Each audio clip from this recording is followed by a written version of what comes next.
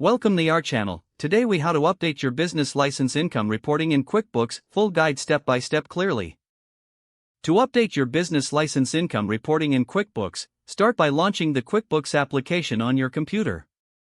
Next, sign in to your company file using your credentials. Once logged in, navigate to the Reports menu located on the left sidebar. In the Reports section, look for Custom Reports and click on it. Now, select Transaction Detail from the list of available reports. After opening the Transaction Detail report, set the date range for the reporting period you wish to update.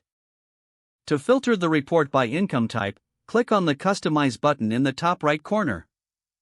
In the Customization settings, go to the Filter section.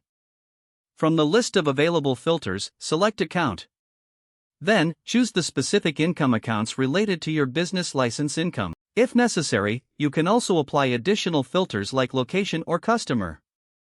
Once you have all your filters set, click on Run Report to generate the updated report. Review the generated report to ensure all income entries are correctly listed. If any entries are missing or incorrect, go back to the main dashboard. Navigate to the Sales tab to access the transactions. Locate any transactions that need to be edited and click on each one. After selecting a transaction, click Edit to make the necessary updates. Adjust the amounts, dates, or categories as needed, and then save your changes. Return to your transaction detail report and click the Refresh button to see the updates reflected. If your business license income needs to be reported to specific agencies, consider exporting the report. To do this, click on the Export button at the top of the report. Choose your preferred format, such as Excel or PDF. Save the exported file to a designated location for easy access.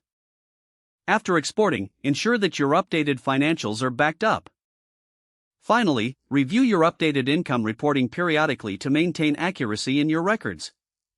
If the page does not load, refresh the browser or try again in a private or incognito window. Make sure you are using the correct email address, then retype it carefully to avoid small typos. If your password is not accepted, use the Reset option and create a new strong password you can remember. Check your spam folder for verification or security emails, then complete any requested confirmation steps. Don't forget to like this video and subscribe to our channel for more step-by-step tech guides.